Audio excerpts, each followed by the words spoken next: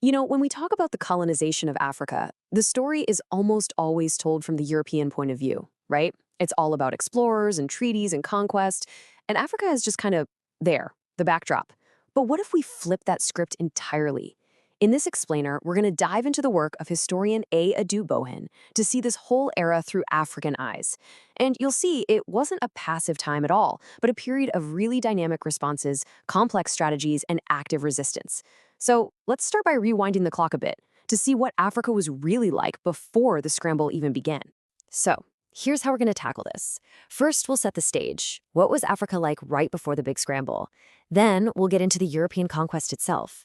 Part 3, and this is the crucial part, will cover the African initiatives and responses. After that, we'll look at how the colonial system actually worked on the ground, and we'll wrap it all up by assessing its lasting impact. All right, let's do it. Let's rewind the clock. The year is 1880. The so-called Scramble for Africa is literally right around the corner. To really get what happened next, we first have to understand the continent on the eve of this colossal event. And this forces us to ask a really fundamental question. What was the reality on the ground? I mean, for centuries, the popular image was of a continent just stuck in time.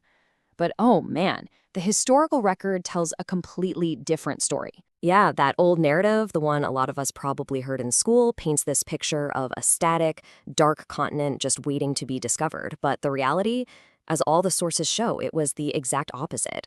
It was a continent that was absolutely buzzing with change and revolution. Just take a look at this map. This is Africa in 1880. It is not an empty space. It's a continent of established states, of kingdoms, of empires. We're talking the Sokoto Caliphate, Ethiopia, the Zulu Kingdom, and so many others. Bohan is super clear on this. The vast majority of these states were sovereign, and their rulers were fully in control of their own destinies. And listen, this wasn't a static world. It was a continent in the middle of some really profound changes. You had the slave trade being replaced by this vibrant trade in things like palm oil and cocoa, which created a whole new class of African entrepreneurs. Politically, states were becoming more centralized, and, this is critical, a new Western-educated elite was starting to emerge, totally ready to engage with the rest of the world on their own terms. So, into this dynamic, evolving continent, a new, aggressive phase of European expansion just explodes onto the scene. And this is the period that would completely redraw the map and change the course of history for millions of people. So what exactly was the Scramble for Africa? Well, it refers to this incredibly short and intense period. We're talking just 2 decades, where European powers were in a mad dash to claim territory. They ended up partitioning almost the entire continent among themselves. I mean, think about it. In 1880, European control was tiny. By 1900, only Ethiopia and Liberia were still independent. That's it. Bohan breaks down this whole process of colonization into 3 main stages. It started with Europeans getting African rulers to sign treaties. Treaties that were, let's be honest, often misunderstood or just plain deceptive. Stage 2 happened back in Europe, where the powers signed treaties with each other, using those African treaties as basically a claim ticket to carve out their spheres of influence. And the final stage, which was often the most brutal, was the actual military conquest and occupation of the lands they claimed on paper. And this slide just perfectly illustrates the result. On the left, you see the political reality of 1880. The borders correspond to actual ethnic, linguistic, and political groups. Now look at the right. That's the colonial map after the scramble. The new lines are totally arbitrary, just geometric lines on a map, cutting right across existing nations and lumping rival groups together. These artificial borders are, without a doubt, one of colonialism's most enduring and problematic legacies. Okay, now we are getting to the absolute heart of the matter. How did Africans react to this sudden existential threat? The key takeaway from Bohan's work is this. Africans were not passive victims. They were active agents making complex, calculated decisions under truly unimaginable pressure. African leaders had a range of strategies in their playbook, and we can basically group them into 3 main categories.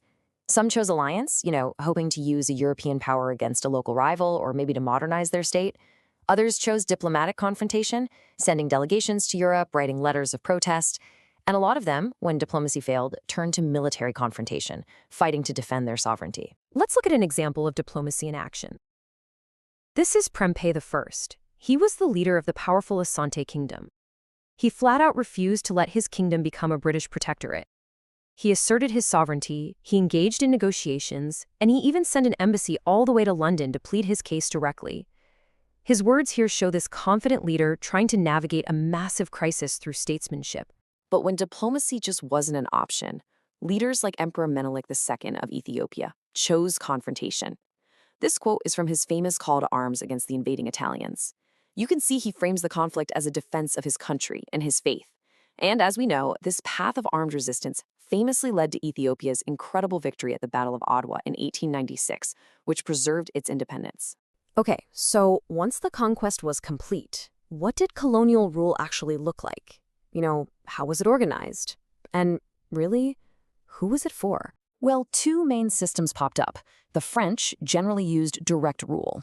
They basically dismantled traditional power structures and put French administrators in charge, with this long-term goal of assimilating Africans into French culture. The British, on the other hand, famously used indirect rule. They governed through existing traditional rulers, using them as middlemen. The goal here wasn't assimilation. It was all about efficient, low-cost administration. Now, economically, the colonial system was crystal clear. Its number one purpose was to benefit the colonizing power, period. The colonies served two main functions. They were a source of cheap raw materials for Europe's factories, and they were a captive market for Europe's manufactured goods. Any infrastructure that was built, like railways or ports, was specifically designed to get raw materials out of the country as efficiently as possible. So the crucial point is this. The whole system was extractive by its very nature, designed to pull wealth out of Africa, a design whose legacy still shapes global trade today. And that brings us to our final section, the legacy. The colonial period was actually pretty short, less than a century for most of Africa, but its impact was incredibly deep, and it's something that's still being debated today. Bowen presents what's almost like a balance sheet. The negatives are just stark. The fundamental loss of sovereignty, the creation of those artificial states that still plague modern Africa, economic systems built for exploitation, and a really deep psychological impact. Now, on the other side of the ledger, you've got the more debated or mixed impacts.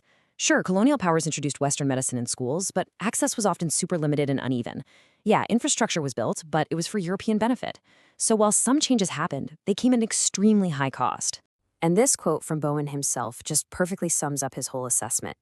He argues that the problem with colonialism wasn't that it was entirely destructive, but that its positive contributions were just so minimal, and they were often just unintentional side effects of a system built for exploitation.